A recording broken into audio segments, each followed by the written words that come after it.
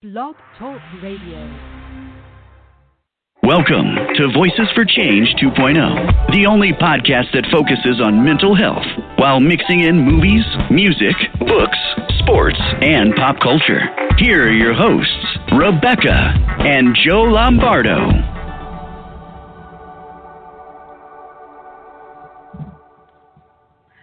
Hey, good Saturday morning to you. We hope that your weekend is off to a great start. Welcome to Voices for Change 2.0. Hey, good morning and welcome to the show. We have a very special guest that will be joining us shortly. He unfortunately has come down with a sinus infection, and we feel really badly to be dragging him out of bed and having him call us and talk to us today. So that being said, make sure that you guys send him a quick shout out later on and let him know that you hope he feels better. Yeah. And so for today, we're talking to someone that I have a great deal of respect for, not just for his courage in speaking out about the obstacles he has had to overcome in his life, but because he works so hard to help others along the way. Matt Pappas is not just a blogger, a podcaster, an author, and an advocate. He's a survivor. We are really looking forward to talking to him today because this is a topic that we haven't yet tackled. And as you know, our show is all about awareness. So without any falderall, let's bring in our guest. Good morning, Matt. Hey guys, how you doing? Hey, good morning. Thanks for joining us, Matt. Absolutely, my pleasure. How are you feeling? Oh, I've been better, but I'm going to power through. I have what everybody else seems to be having these days around here, where I live at least, is some kind of crazy sinus infection, but I'll manage, no worries at all. Okay. Where are you calling from? I live in central Pennsylvania, south central Pennsylvania okay. to be exact. So. Okay, well that's plenty far enough away from us, so. Yeah, don't worry. I'll try to... and not spread it out your way, I promise. we appreciate that. We've been trying really hard all winter to not get sick, so don't blow it for us. Yeah, really, that's the last thing we need in addition to everything else we've got going on. So, but we do appreciate that you still wanted to go through the show with us. I know how hard it is to, even function during a sinus infection and anything else, any other type of illness. So, like I said, we do appreciate it.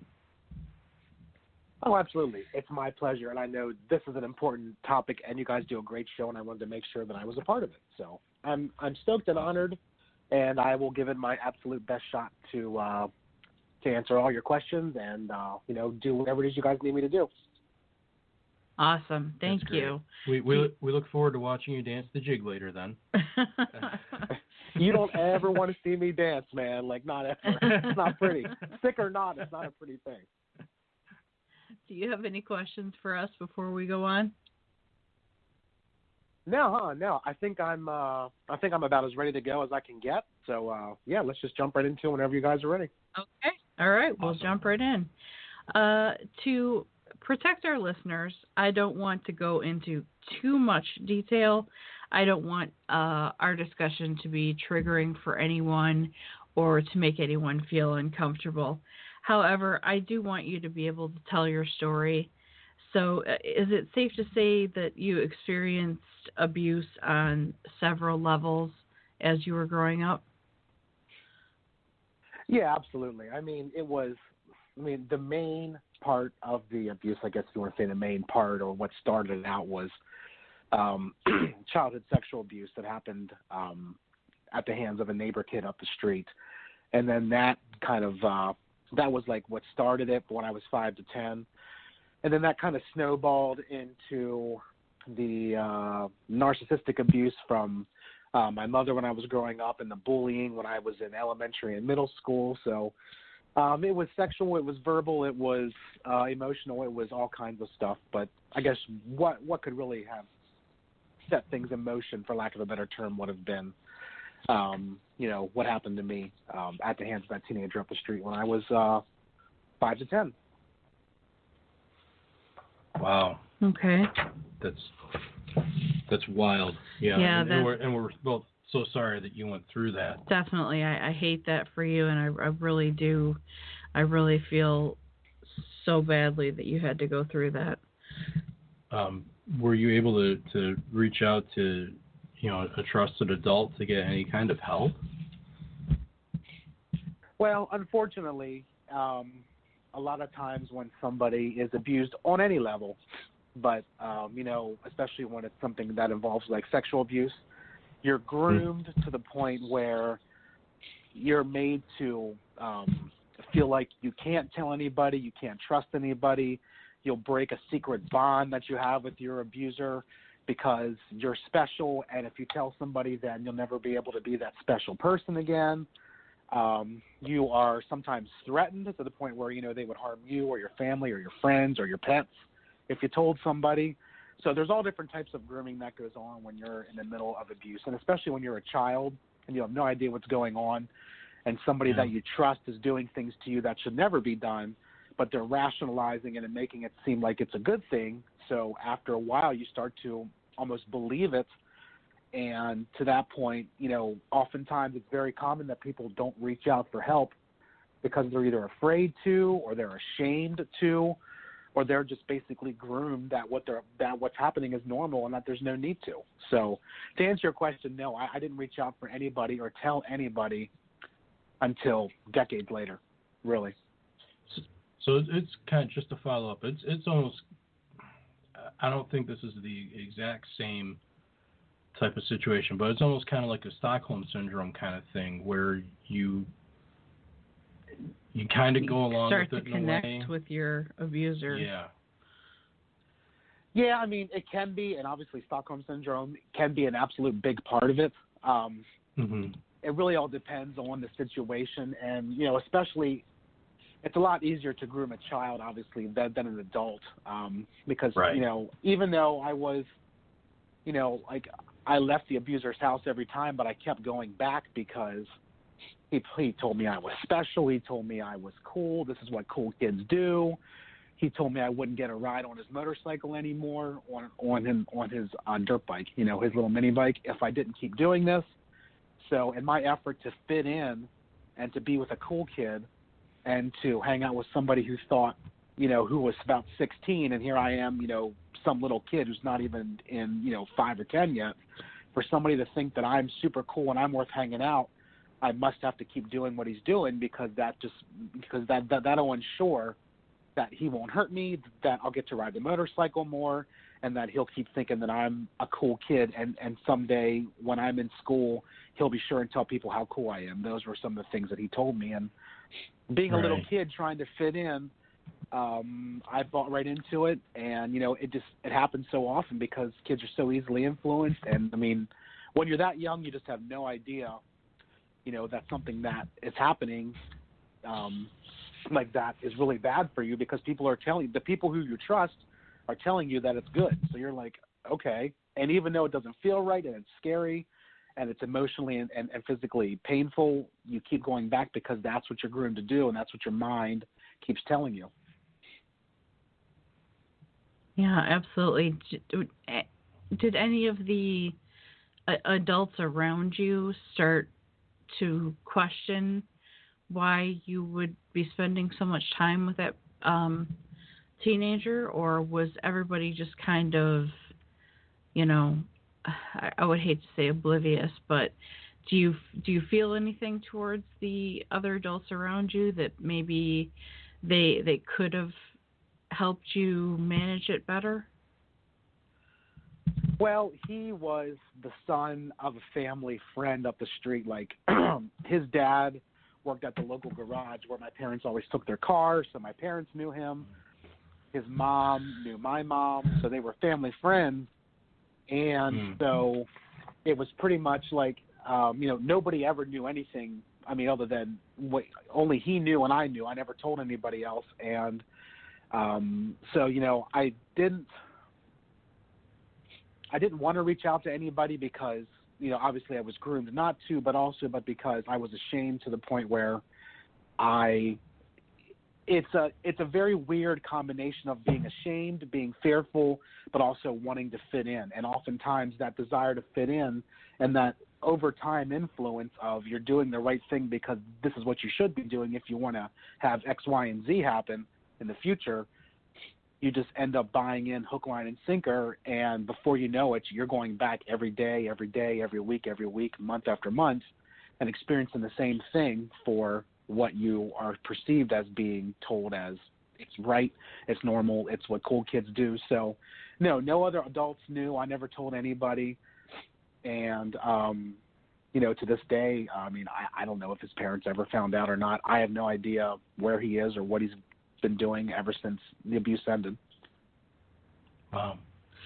So when were you able to get help, and how long did it take for you to begin the journey of healing that you've been on, so that you could help yourself and help other people along the way? Well, in my, I'm going to say about early 20s or so, my parents, out of the blue, decided that they wanted to send me to a therapist against my wishes, and I didn't want to go, and I thought it was pointless because I had basically just suppressed these feelings after it was over to the point where I just tried to pretend they didn't exist. Nothing ever happened. It is what it is. Right. I'm just going to move on and forget about it. So they sent me to this therapist. The therapist ended up over time talking with me, and it came out that I was sexually abused as a child, and I had been bullied in school and all of this stuff. And so that was the first time that I had ever told anybody ever. But what happened was, after some of those visits, the therapist ended up breaking the confidence and telling my parents what happened. And then my parents, so she broke the confidence. She broke, technically the law, if you want to get technical, but she ended up telling my parents what happened. I had no idea that she told them. My parents confronted me. I completely lost it emotionally. I'm like, no, it didn't happen. No, it wasn't true. Leave me alone. I'm fine. It was fine. And I tried to rationalize how good it was again 15 years later, that I was okay and that nothing mattered. Yeah. So at that point then, I totally, really, really emotionally shut down, absolutely, totally. I never spoke of it again. I didn't tell anybody. I completely alienated myself from my parents. It was pretty much almost like being re-traumatized all over again, because now people knew that I didn't trust telling in the first place. Now they knew. Now they ended up telling other people, telling people in the church, people in my family, friends. Oh, my God, Matt was sexually abused. I'm getting calls and notes and letters from people saying I'm praying for you. I'm like, what are you talking about? And here I come to find out that my parents had told all these people. And, whether or not their intentions were pure, which, doesn't matter. The point is, they told people when they weren't supposed to, because the therapist told somebody when she wasn't supposed to. And it started this chain reaction of total distrust throughout my entire life that lasted for a really long time. So after that, I spent the next couple of decades after that, after those events, really just not really trusting anybody, just trying to live my life, just trying to pretend it didn't happen. I'm fine. It happened a long time ago. It doesn't affect me. And I pretty much suppressed it all over again for the next 20-some years after that happened. So for about 30 years, I, saved for that short time of being re-traumatized. I never spoke of it that I can recall. Wow. So what finally kind of turned you around and got you to where, I need to confront this and try and make peace, or, seek some kind of healing out of it? Well, basically, after my second divorce in 2013, I decided that I needed to seek some help, not for this, but for because my life was kind of crashing down around me. I'm in my early 40s, and now I'm a single dad again, and I have to pick up the pieces of my life and keep going. So I sought the help of a therapist, mostly just to help me kind of get my head back on straight, as I like to say, to kind of get some perspective in my life, get some new direction, and kind of get my sea legs again to move forward after I had been divorced for a second time. So I found a therapist through work, and I started seeing her, and after about 6 months of working through various relationship questions and life questions and just like general counseling, it came out in a session in the summer of 2014 that I had been sexually abused as a child, and I had been, the victim of narcissistic abuse and bullying, and like randomly, honestly, it came out of nowhere. Like it wasn't a conversation topic, it wasn't a workbook topic, it was just I had this memory, and this is what it was, and then we started diving into that for the whole next year. It was childhood sexual abuse, memories, invalidation at home, why I felt this way, what happened, why, what these feelings meant. And I started to really put two and two together as to why my life had been spent so far feeling the way that I did, why I had trust issues, why I had problems connecting with people, why I had codependency problems in relationships. All these things were finally starting to click as to what was going on. So, the therapist, who was amazing at the time, really worked with me and kind of helped me understand that for the first time that I was a survivor of childhood sexual abuse. And when the first time that I realized that I was a survivor, like everything just kind of came into focus, and I really started to like dive head first, jump in with both feet into healing. I started reading books, watching videos. I started journaling. And then in early 2016, I started my blog, survivingmypast.net, to kind of step up my game a little bit from just the regular journaling, for personal gain, for like personal help, personal reasons. Right. I started taking it to another level because I wanted to start helping other people, because I figured that there had to be other people who were like I was. And obviously there are. I mean, there's 7 billion people in this world, and, boys and girls are sexually abused to this day all the time, and it's sad. And as adults, we live with it, and we live with the shame and with the heartache and the frustration and the confusion of why it happened. So I wanted to do my part to help inspire people and realize that you're not completely broken. You aren't doomed to a life of solitude and despair and loneliness because something happened to you when you were a child that wasn't your fault. And so, what I guess really kind of keeps me going is the fact that I want to keep healing. I want to inspire others. And that, this isn't a problem that happened once or twice and then it has gone away. I mean, 1 in 4 girls and 1 in 6 boys are sexually abused before their 18th birthday. I mean, that's like startling, scary stuff. And it's happening today. And so I need to do what I can to help myself continue to heal, but to help inspire others to be aware, to realize that they're worth healing if they were abused, to help others, and just really raise awareness and take it to the highest level that I possibly can, because I don't want anybody else to ever have to go through what I did and feel the way that I did, feeling so alone and ashamed. Well, we're grateful to you for coming out and trying to help others. Pardon me, I beg your pardon. That's what this show is founded on, is the belief that we're here to help others.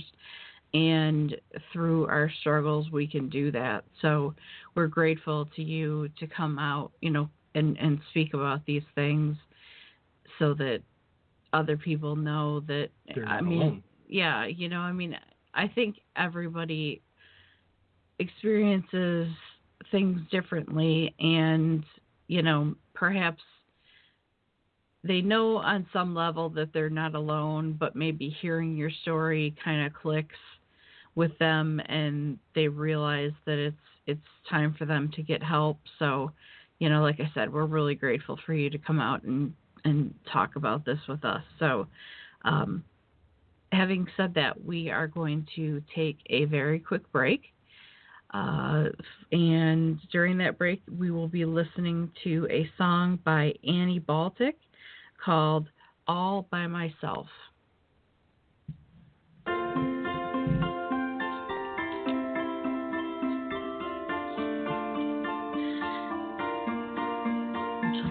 La la la la la la. Hey, it's a lazy day. Wanna stay in bed and laugh at all the clips on YouTube.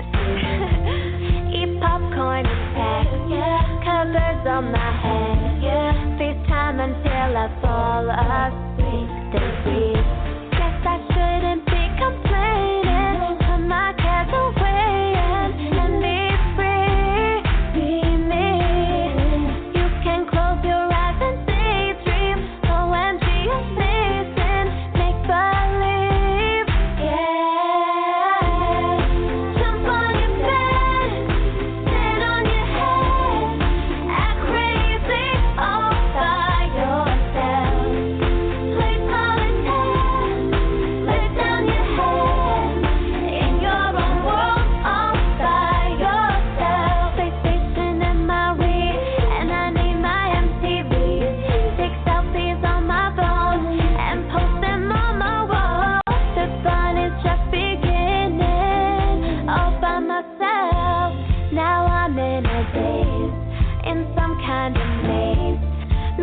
Funny faces in the mirror, running around in my PJs, eating cotton candy. What a wonderful life it is, it is. There's no need to be complaining. Put my cares away and be free. Be me. You can close your eyes and daydream. OMG, amazing. Make believe, yeah.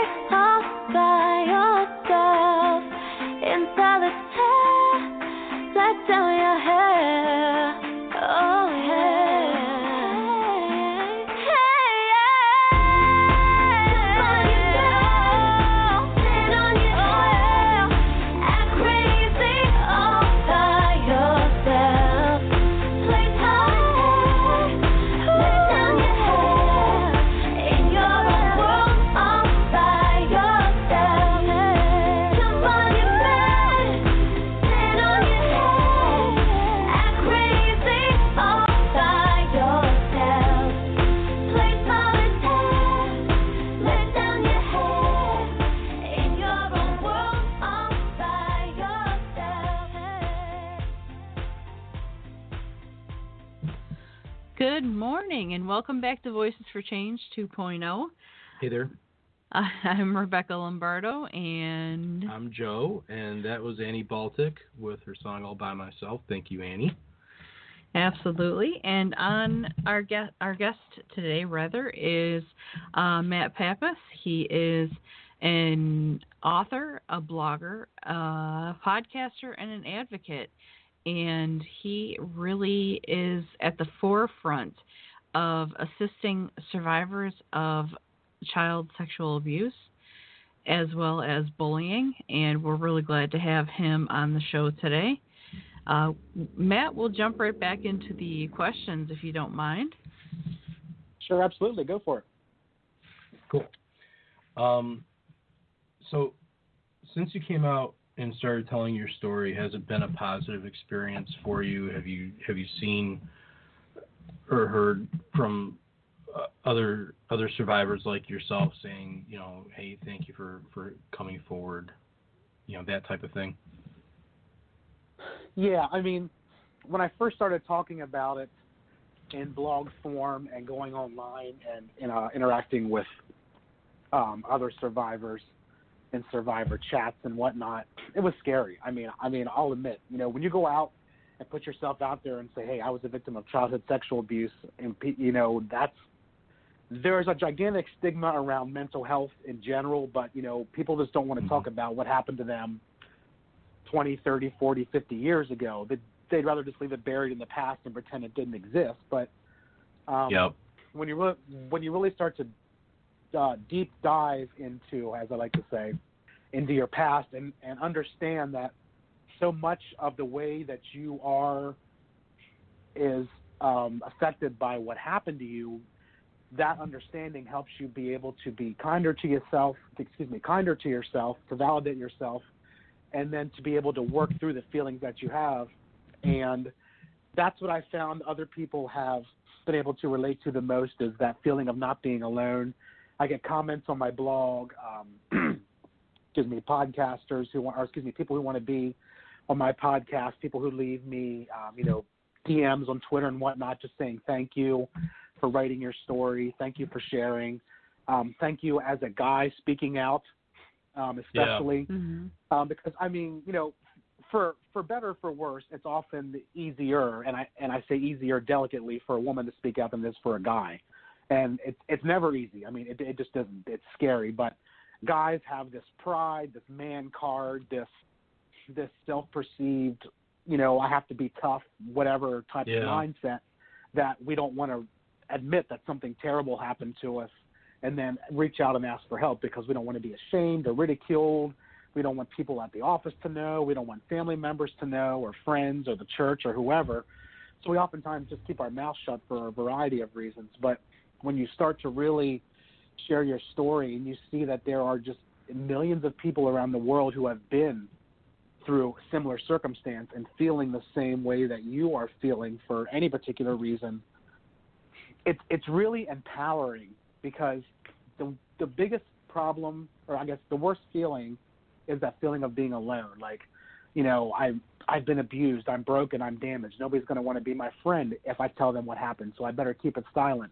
But when you open up and you see other people who get inspired by you opening up, and then you inspire them to open up, and then they inspire other people, that's how you really start to take this whole awareness thing to a whole new level, to where you're not just talking about it, but you're doing something about it by engaging with others and encouraging them to do something, and then they encourage somebody else to do something, whether it's seeking help so they can heal themselves, where they can reach out to others, where they maybe write a book, write a song, do some artwork. Any good that can come from something so horrible is only going to be there. I mean, is really just something amazing that can really take off and inspire so many. I mean, nobody ever wishes this past. I mean, you just don't. I don't wish what happened to me or my worst enemy ever. But it happened, and then, I practice radical acceptance, and the fact that it happened, I can't change it, but I can move forward and have the life I want, because I deserve that, and I can help other people have the life that they want, because they don't have to feel ashamed because it wasn't their fault, they didn't ask for it, all these different things that you work through. So it's been a hugely positive impact for me in so many ways, from others that have reached out to me, and just by validating myself and writing it out, because when you write something out and you get people responding back with encouragement, it goes a long way. Yeah, it reinforces that, you're doing good, you're being selfless and putting yourself out there. And it really does. It shows people, hey, I'm not alone. We've seen that with Beck, with her book, and, people approaching her, hey, your story really resonated with me. And so, and to have it be your message that's coming out, and, we've talked about the child sexual abuse, obviously, but, you also mentioned the narcissistic abuse and the bullying. That's tough, and to really stop and take stock of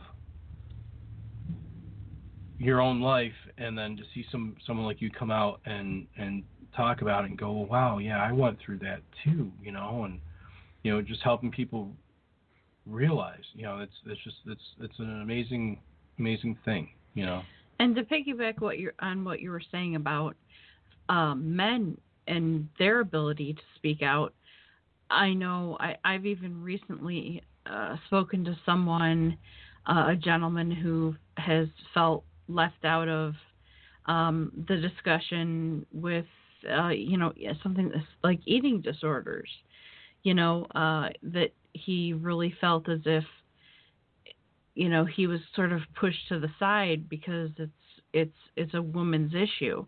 And there are certain things that, yes, we can sit down and we can call it a woman's issue when it relates specifically to a woman's body or things like that. But it's important to remember that men go through these things too. Men get depressed. Men have bipolar disorder. Men consider suicide. Men are abused. They can be sexually harassed at work. I mean, it's really important that we, as much as we have been fighting for the awareness for women's issues, we need to bring the men's issues to the forefront as well. And I know that you use many different methods to help survivors of abuse. And I wanted to mention really quickly that you do also write a column for it's the Good Men Project, correct? Yeah. That's a website that I write for weekly, as you said, and it's not just a mental health website. It's a website where men and women write about issues that affect, men, but also their families and their work and their careers. And it's really just a place for men to reach out and to raise awareness for topics that they believe in, to share what's on their heart, and for, to really engage, not just men, obviously, but women too, because it's men standing up and having the conversation that nobody wants to have about whatever the particular topic may be. So the column that I write for is, it's basically sometimes it's original work that I put out. Sometimes it's a post that's been on my blog before, but I use that to help reach an audience of just, millions of people every month that go to that website, to inspire men and their families to really just, be aware of the stigma that's around mental health, and to try and erase that by doing our own individual part. So, yeah, I do write for it's an honor to write for them. I was also in a video with them that was put out, about a month ago, for their mental health social interest group, which a bunch of us got together for about 6 weeks on a conference call once per week, and we decided to do a video PSA about men who were speaking out because they suffer from depression, anxiety, suicidal thoughts, because they were abused. They have, all these different types of things that men oftentimes don't ever talk about because it's not the manly thing to do. We came up with a hashtag called Not Weak, Just Human, and we made a video PSA, and we all wrote articles about it. And I was honored to be a part of that because I spoke out that, hey, I'm a survivor of childhood sexual abuse, bullying, and narcissistic abuse, but I spoke out and got help, and I'm not ashamed. And that's what the Good Men Project tries to do. That's what I try and do. Is it's inspire men and women, everybody, to just realize that it's not a guy or a gal issue. It's just a human issue.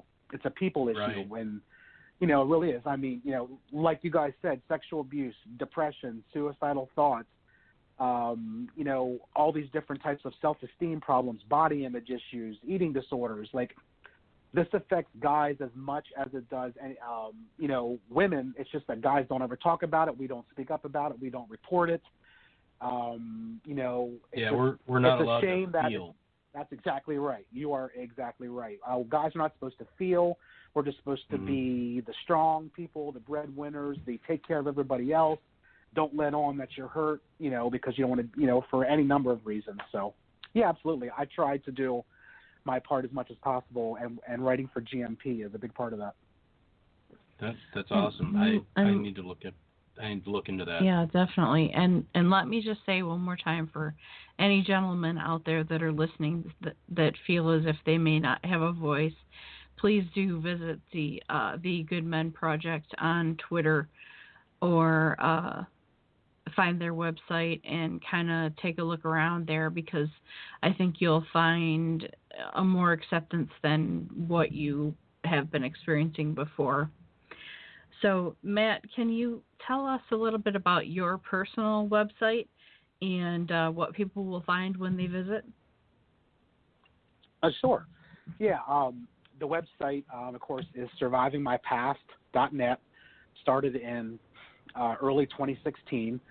It started out as basically a blog, just a place for me to write down my thoughts, in addition to writing in just like a personal diary or journal. So that website has grown into a blog, podcast, videos on YouTube, Periscope videos.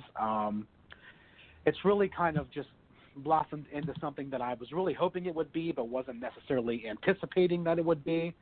A place where I can, a place where I can share my thoughts, be open and honest, write about issues that I want to raise awareness about, feelings, thoughts, things that I've been through. I use it as a platform for others to be guest bloggers. So I've got a bunch of people who write for me on a regular basis, or just one-time people, who they'll share their story and that's it. And it can be anything about their personal story or a mental health topic that they are passionate about. I have people who are on my podcast as guest hosts, sometimes therapists or advocates or coaches, or just other survivors like me who want to share their story and kind of come out from the shadows, so to speak. So it's a website that really is just, it's my story, but it's also so many other people's stories, and it's there to help everybody have a voice who maybe otherwise wouldn't be able to for some particular reason. So, it's an honor for me to share the stories of others. It's an honor for me to share my story and to really help raise awareness as much as possible. So pretty much you'll find videos, blog posts, and podcasts there every week that I put up or that guest bloggers put up. That's very cool. That's awesome. I think we are going to take one more quick break. We will be right back with Matt Pappas, and hang on there with us.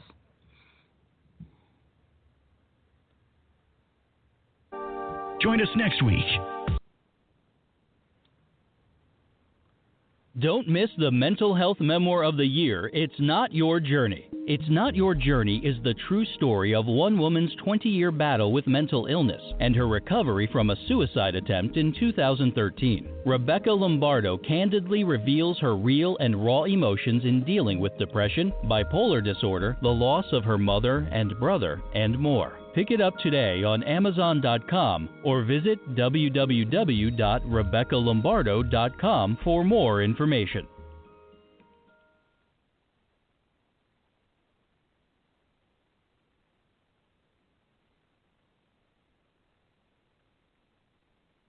Now, thank you for joining us. We're back with Voices for Change 2.0. We are just having a comedy of errors in the recording booth here today with Joe and myself. So we just wanted to send an apology to our guests, an apology to our listeners. We had a really late night last night, and we're not completely firing on all cylinders. Yeah, exactly. We're I know the feeling. Trust me. We're having a little bit of trouble here, so forgive us, please. We don't want to do a disservice to our guests, so we're just gonna keep on going with the questions and make sure that his message is heard. So, Joe, you have a question? I do. And actually, Beck and I were kind of talking about this last night, and thought, maybe we would ask you about this and get your outlook on it. How do you feel, Matt, about the use of the word victim Do you think we've come to a place where it needs to be removed from the discussion, or is it still necessary to use this term in these type of situations? And where I'm coming from with it is, people will be talking with them and they'll say, "I'm not a victim. Don't call me a victim." What's your 2 cents on it? How do you feel about this? Well, it's an interesting topic because a victim implies that you were helpless and that you have no control over your situation, when in essence that's exactly what happened. If you are a survivor of abuse, and I speak from the abuse perspective because that's what I know the best. That's what I have my experience in, I guess, for lack of a better term. But I mean, the fact is that, especially as a child, I mean, you absolutely 100% were a victim. I mean, you had no say in it. You were groomed. You were led to believe. You were just going along with somebody that you thought was trustworthy. So you absolutely were a victim at some point in time for any length of time, whether it was a one-time event, whether it happened twice, 10 times, over years and years. You were absolutely a victim. So, but I think what happens, though, over time is if you stay in the victim mentality for too long, that's when you stay stuck and you can't heal.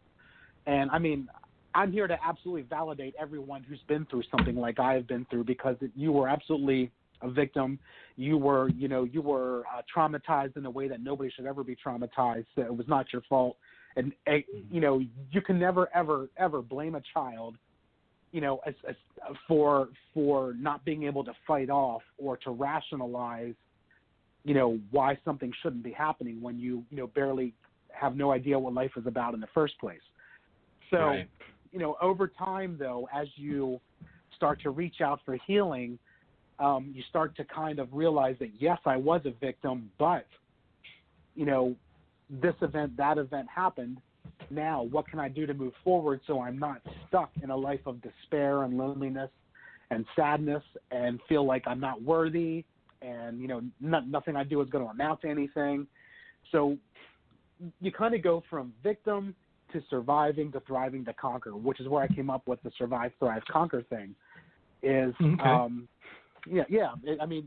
that's really what it kind of was born out of. Was you were a victim of something, you survived it, into adulthood, and as you start to heal, you begin to realize that you were a victim and you were surviving. Now you're going to try and thrive, which means that you're going to use the tools that you've been learning through therapy, through books, through videos, through journaling, whatever it is that you're doing to help yourself, artwork, music, crafts, whatever. You're using that empowered feeling, those tools that you're getting, to really help yourself not feel as stuck and to realize that you're worthy of, the life that, everybody else has that you want, that you're worthy to be able to have a good career, to have a family, to have a spouse, to have friends, to be able to go out and do things and not let your abuse rule your life and keep you stuck all the time. So, it's very hard to go from one step to the next. And honestly, when you do, you oftentimes will bounce back and forth between surviving and thriving and thriving and surviving, because you're really, every day is a struggle. And some days you feel like you're on top of the world and nothing can go wrong and you feel great. And then other days you just feel like the world's crashing in on you and you're a victim again and everything stinks and somebody invalidated you at work or a family, or, something caused you to be triggered. And so, it's really a constant battle, and some days are easier than others and some days are a lot harder than others. But it really is the fact that you were a victim, but the key to healing is to not stay in that victim mindset and really realize that you are worth healing and having a life that you have always dreamed of. Absolutely. And the reason that I came up with that question was, like Joe said, that we've heard that, folks have said, don't call me a victim. And we're certainly not saying that they're not allowed to say that.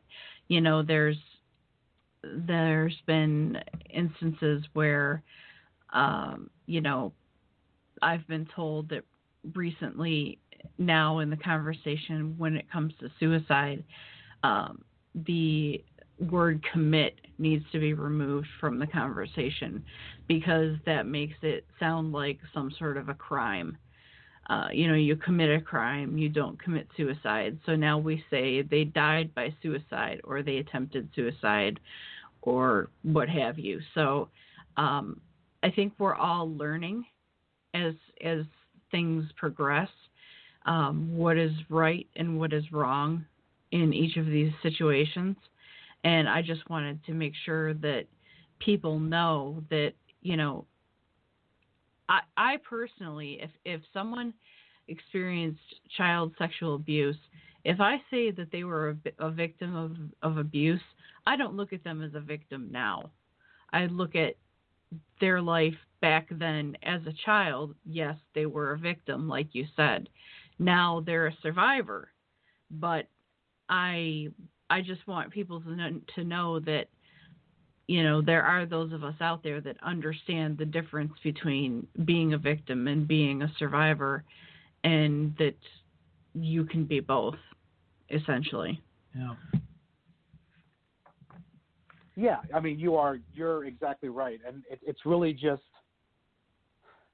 realizing, honestly, how much you feel you are worth healing. And so oftentimes when you're an abuse survivor of any type of abuse, whether it's domestic or emotional or sexual or whatever the type of abuse was, you feel like you aren't worth healing. And until we kind of overcome that to the point where we realize that we are important, that our story is important, that getting out and getting help is important, until we get to that point, we do often stay stuck and feel like a victim. But once you take that very first step, everyone just gets the slightest bit easier to keep moving forward. But that first step is absolutely the hardest one. Yeah. And the most important one. Yeah, definitely. Now, in addition to your regular podcast, which, as you said, is on survivingmypast.net, they can find the information there. You have a very interesting way that you spend your Sunday mornings. Could you briefly discuss that with us? Yeah. About a month ago, as of the time that we are, having this show here, I started doing a Sunday morning Periscope series, which is on Twitter. Basically, it's like Facebook Live, but only it's for Twitter. So I basically just go live via my phone, and I read through a book called You Won, Anxiety Zero. It's by my friend who's a psychotherapist, and also, as I said, my friend Jody Amon. She wrote this book to help everybody who reads it understand what anxiety is, what it makes you feel like, why you feel the way you do, and ways that you can really combat anxiety and really kind of kick it to the side and not let it rule your life, because anxiety affects 40 million people in just the U.S. alone every year. I mean, it's a huge, huge thing, and it affects everybody in different ways, but the tips and the tricks that anxiety uses to trip us up and make us feel stuck are universal. So what I do is I had already read through the book once, and so I'm reading it through now on Periscope every Sunday morning for about 40 minutes or so. We read through as much as we can get through, and we just interact and chat live through video on Periscope. So yeah, it's really healing, because when you read a book to yourself, I mean, it's great. But when you read it out loud and you start getting interactions with other people, and you start getting their point of view, and then validations of, yeah, I feel this way. I know what you mean. I think this means that. I think that means this. And you start to really get all these perspectives. It really just brings every paragraph, every chapter, it brings it to a whole new level of understanding when you're interacting with others as you're reading through a book. So it's really been an amazing experience so far as we go through it, and I'm excited to see what happens. As of right now, there's about 200 people that join me every Sunday morning.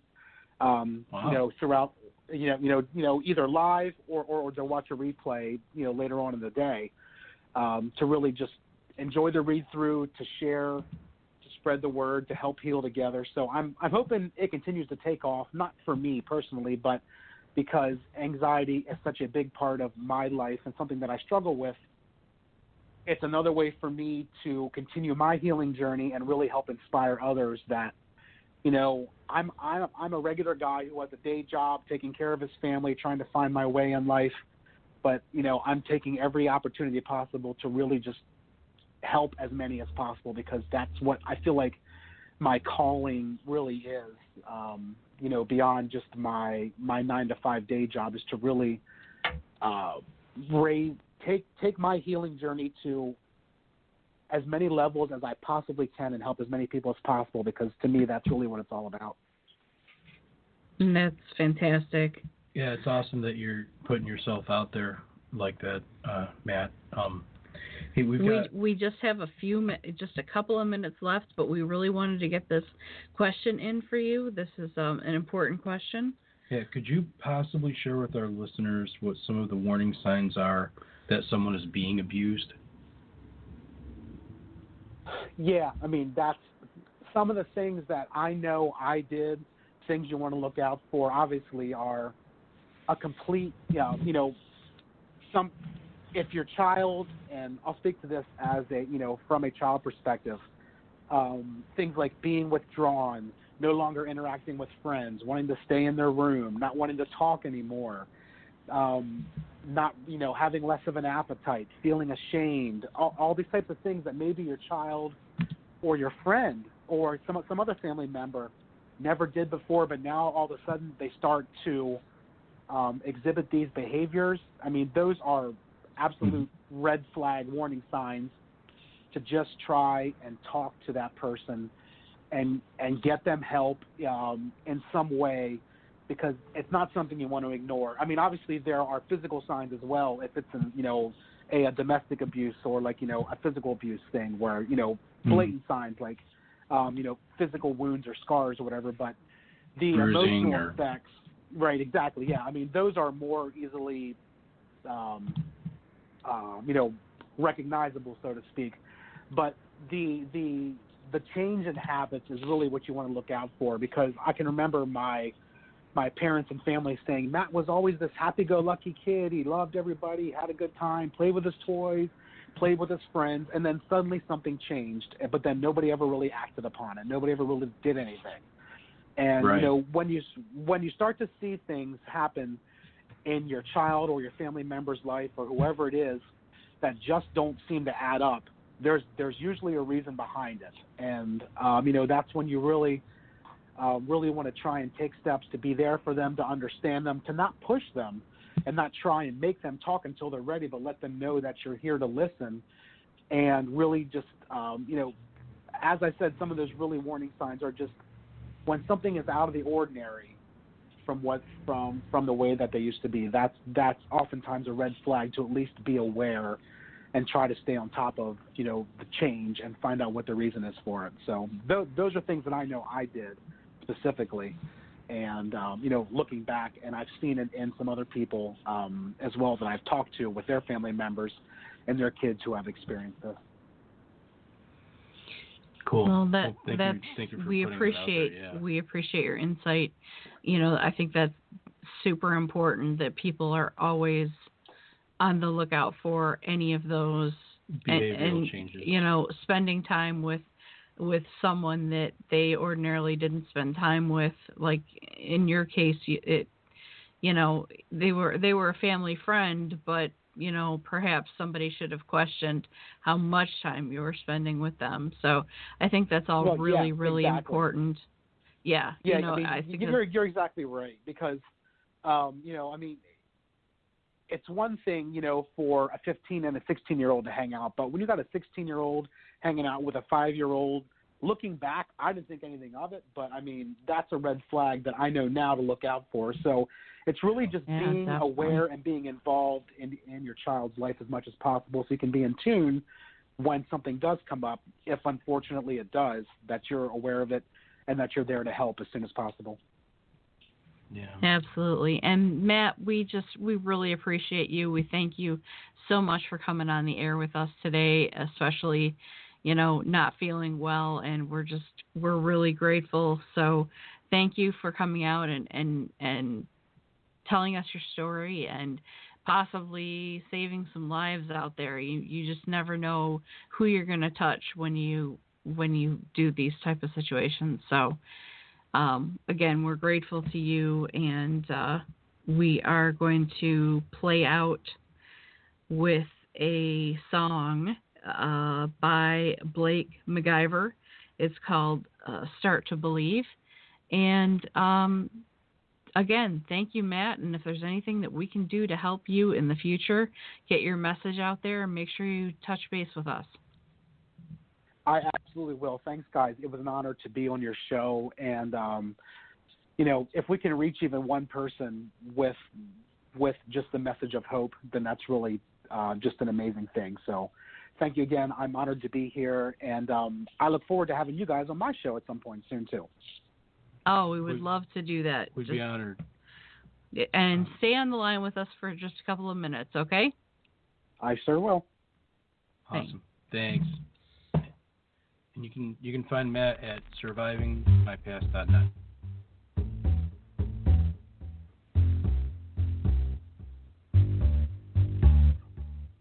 Staring down that long and winding road, I felt like I could never start again. Flipping through the pages of my broken life, just remembering when before I was yours, I just stumbled through my feeble lives, but now you bring me all I could ask for. You give me all that I need, and baby, you've gathered the pieces. Maybe I'll start to believe. Ooh, shana, ooh, shana, ooh, shana, ooh, shana, ooh, shana, ooh, shana, ooh, shana. Looking up that mountain top, I said, how do we begin to climb? Wishing I could speed right through to all the joy, just manipulate time. But now I am yours, so I'll stop wandering through those feeble lies, 'cause now you bring me all I could ask for.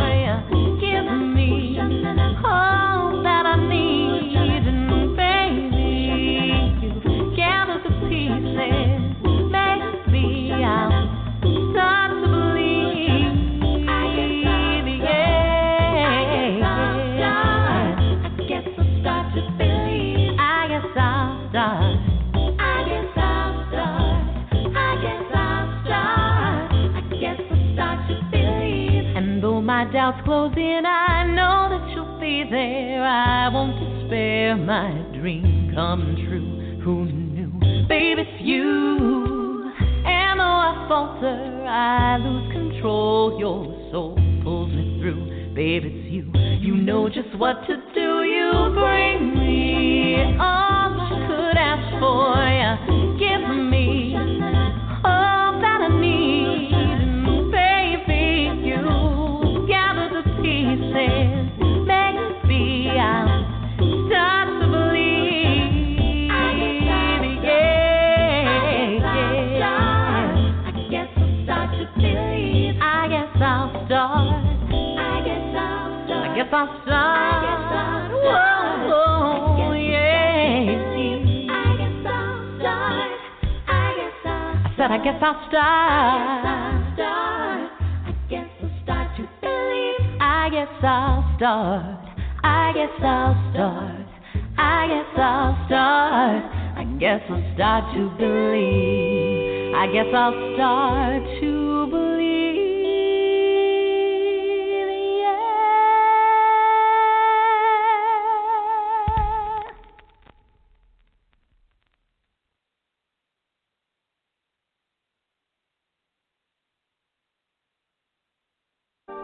Join us next week as Rebecca and Joe continue to battle the stigma of mental illness. Follow us on Twitter at Voices for Change RJ and on Facebook at Voices for Change 2.0.